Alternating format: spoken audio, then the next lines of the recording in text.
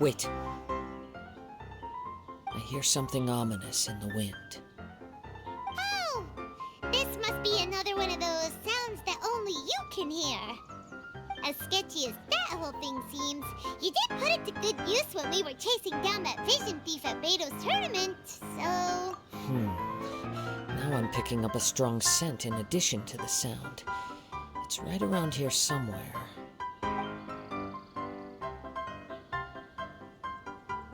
But there's nothing here.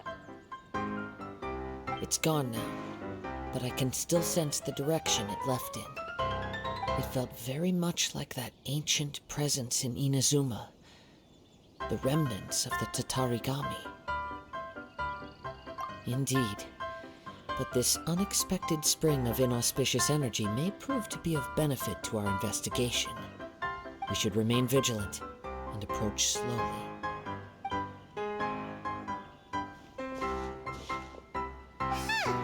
So it's an underground warehouse.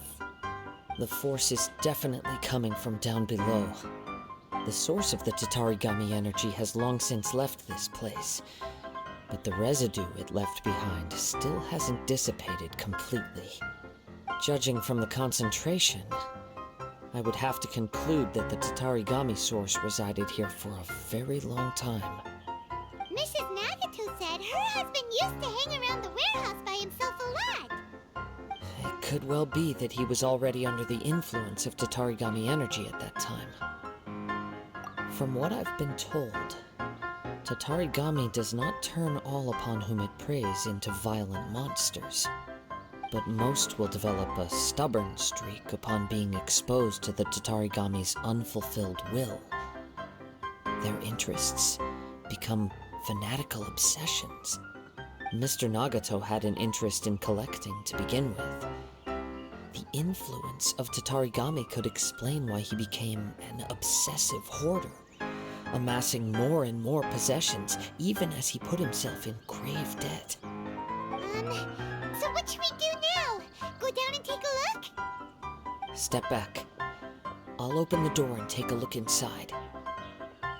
If we don't open this door, we can move no closer to the truth. You needn't worry. Both of us have faced far greater dangers than this. Relatively speaking, the risk here is trivial.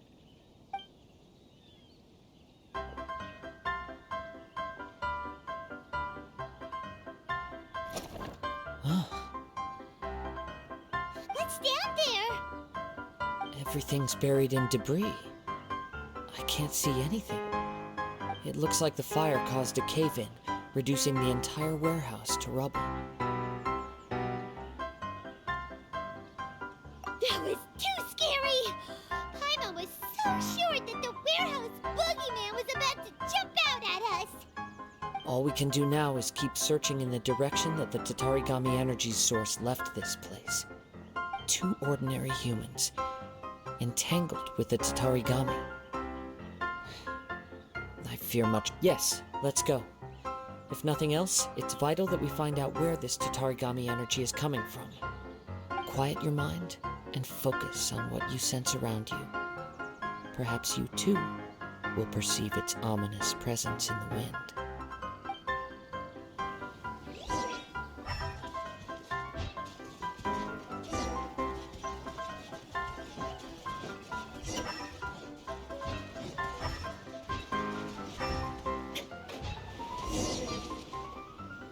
From this point, the trail appears to split into two. The main source of the Tatarigami energy continued on into the distance, but a small portion remained here, and seems to be dissipating slowly. Quite possibly. Let's search the area.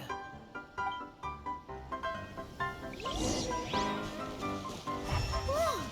Look at all those hilly trails! They're acting really strangely! Something seems to be drawing their attention. Let's take a closer look.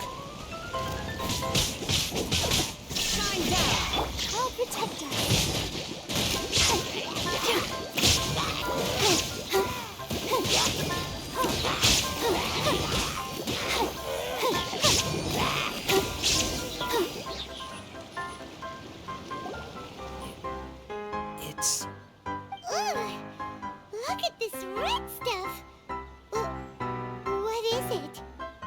the looks of it, a letter written on a piece of torn clothing. The ink is bone dry. It must have been written quite some time ago. Well, let's take a look.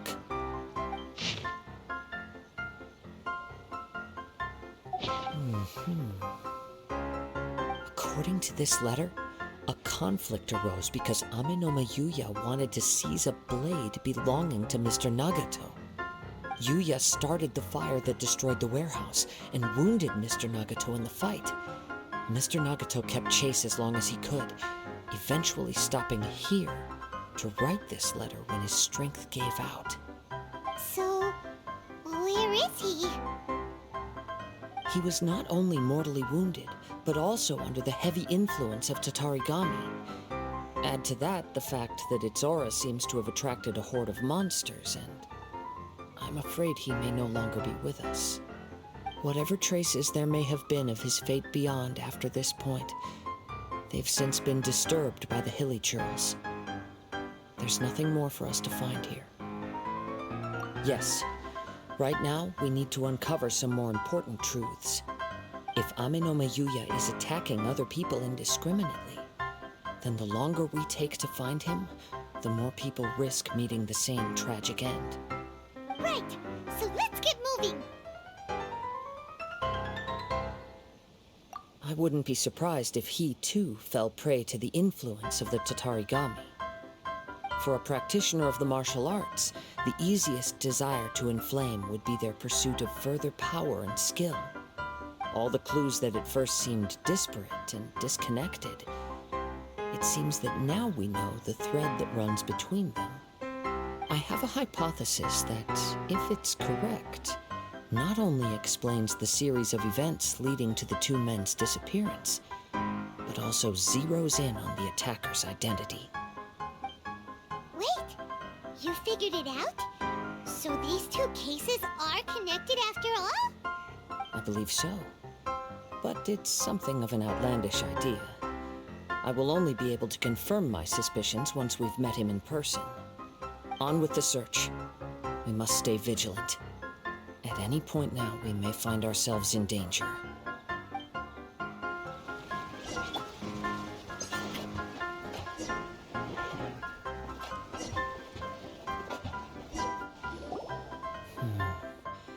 He seems to have stayed here for a long time. Why here? Is there anything special about this place? I'm not sure. But on closer examination, I sense that the aura may have lingered here at several different points in time. Show yourself! It's no use hiding anymore.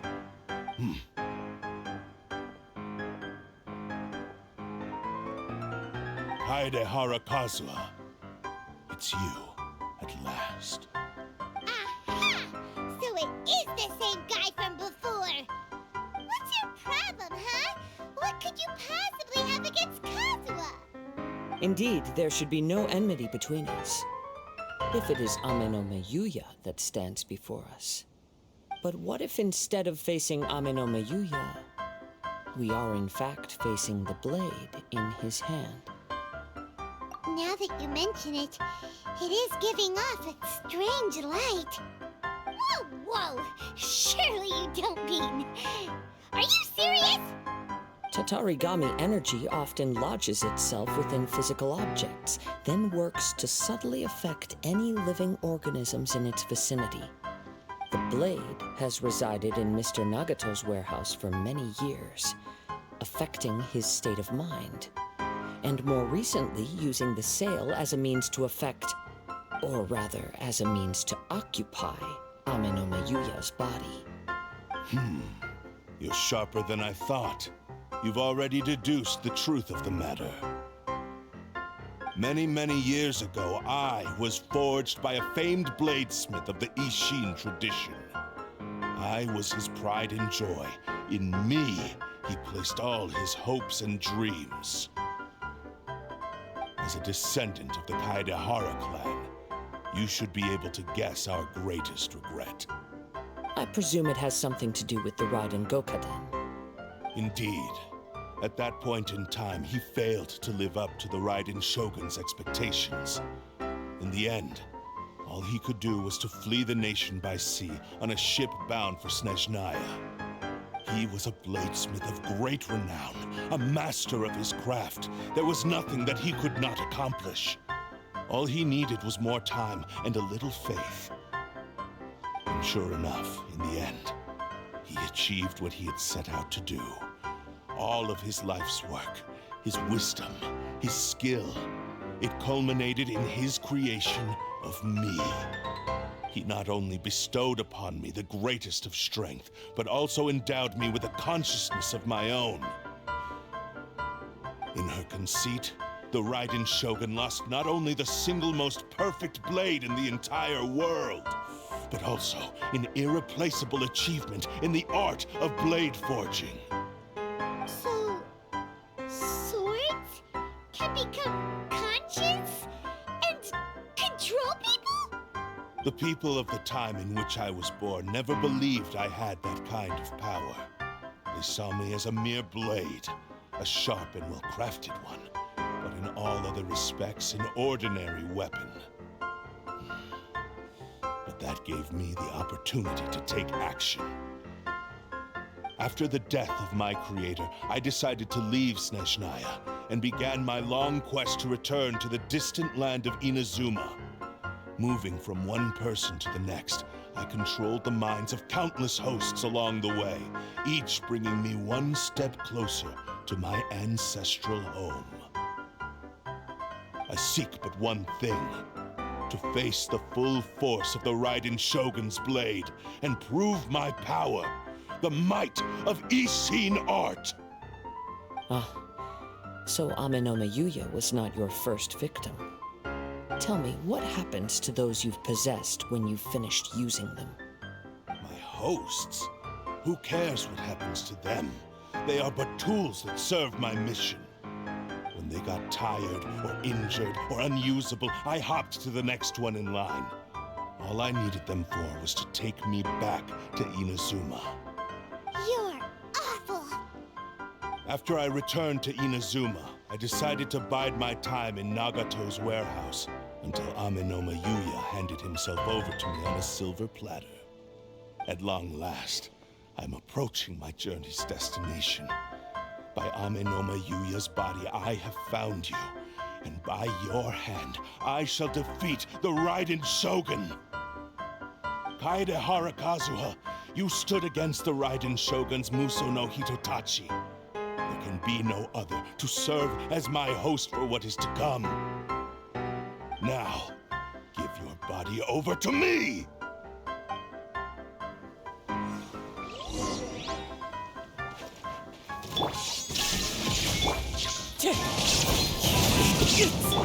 Everybody stand back! Eat this!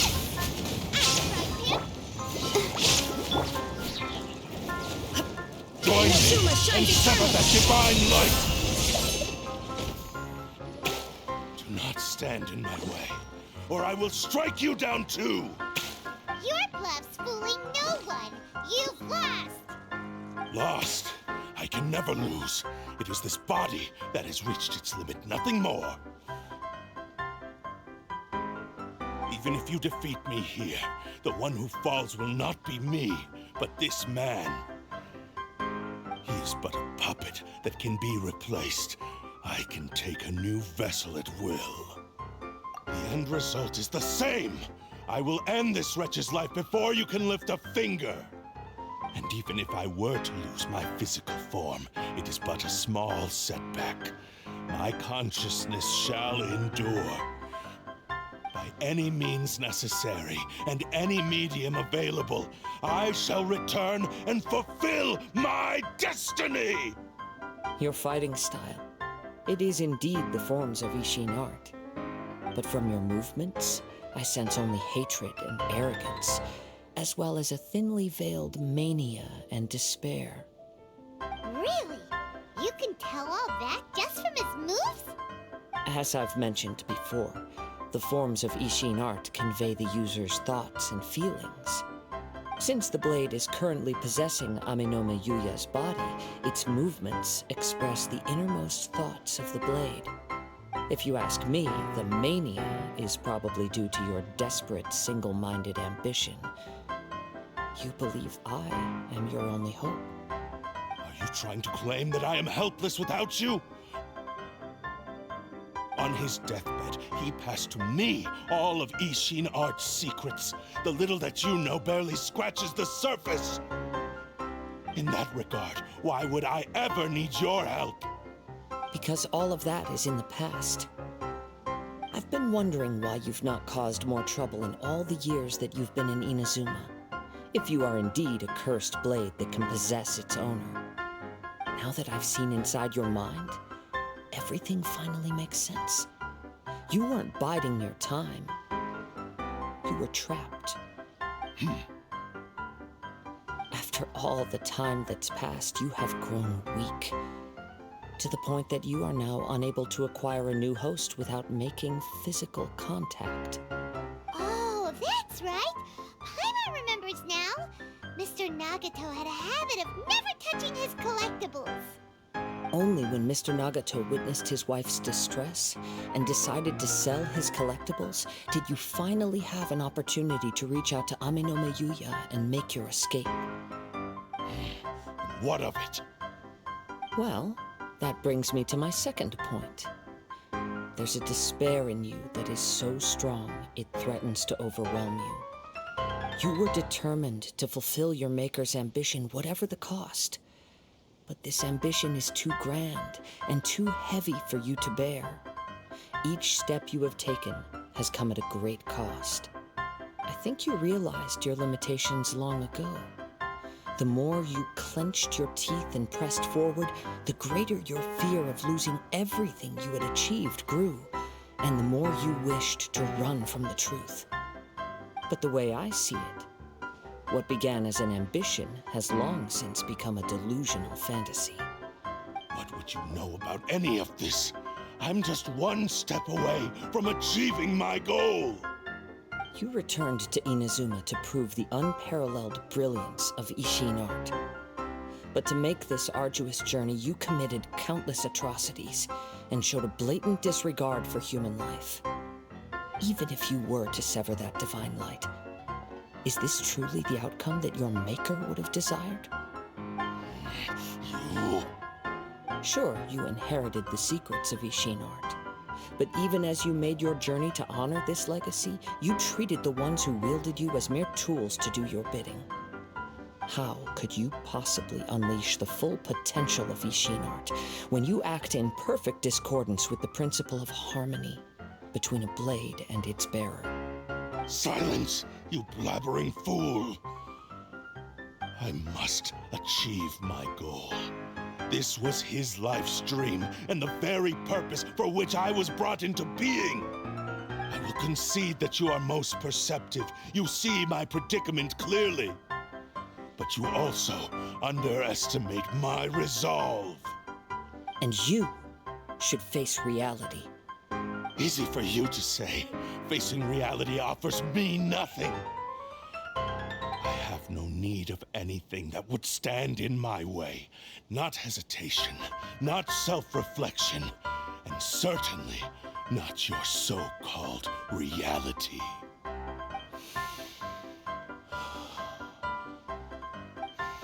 It is pointless to argue further, descendant of the Kaedehara clan. If you wish to save this man, then offer me your body in exchange. How stubbornly you stick to your wayward path. I do not believe for a second that you can challenge the almighty Shogun in your current state. So let us make a bet, and I will put your strength to the test. What? Surely you're not planning to agree to his demands. Very well. Then find yourself some enemies with whom you wish to cross blades. A taste of my power will more than convince you. Once we have dealt with them, we shall proceed to Tenshukaku. And as for your end of the bargain, if you lose, you must release Amenome Yuya from your control. I accept. Don't do This is the only way to save Ame no Miyuya. If we don't do this, he'll forever be the Blade's puppet. The cursed Blade's strength is currently very weak, and I sense he's hesitating. This suggests his heart is still not completely devoid of honor. The power of the Tatarigami lies in intensifying existing obsessions. This is the reason Mr. Nagato and Ame no Miyuya fell prey to it. Since I don't have any similar kinds of obsessions, I should be able to put up some resistance for a while. But even so... Even if things take a turn for the worse, I still have you both here with me. We have a chance here to save an innocent victim. I am willing to accept the risks entailed. Your disdain for me betrays your woeful ignorance. I agreed to this bet because there are things I wish to learn too. Now, take me in your hand.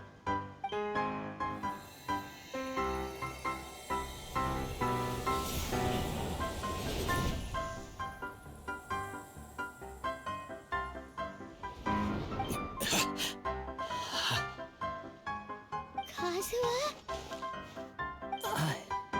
I'm okay. I felt a little dizzy at first, but only for a moment. It's all right. So far, this was as I expected. I will. Thank you. What should we do next? Have you got a plan, Kazuha? We'll find some enemies. Although this blade has endured much turmoil, it probably hasn't experienced many real fights. If a blade built for Ishin art cannot enter a state of harmony between blade and bearer, it cannot unleash its true power. If he wants to avoid reality, then we need to fight until he has no choice but to face it. He shouldn't last long in an intense combat situation. Wait a minute! Paimon remembers hearing about something from the Adventurers Guild. Since the Takasukasa clan abandoned that secret base, it's been held by Ronin ever since. All right. Please lead the way. What about Ame no Miyuya? What should we do with him? The blade says he'll let Ame no Miyuya trail us silently. Although he hasn't regained his own consciousness yet, he is not in any immediate danger. Are we sure this is a good idea? It's a pretty treacherous journey.